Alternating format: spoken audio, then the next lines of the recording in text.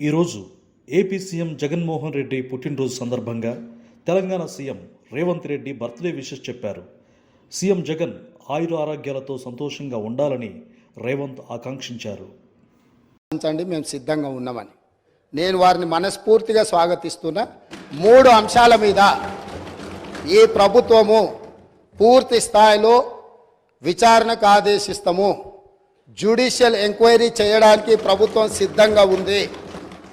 వారే కోరుకున్నప్పుడు వాస్తవాలను సభ ముందు పెట్టిన తర్వాత మాజీ మంత్రి గారు ఏదైతే జ్యుడిషియల్ ఎంక్వైరీ కోరుకున్నారో తప్పకుండా తమరి అనుమతి ద్వారా సభలోనే నేను ప్రకటన చేస్తున్నా.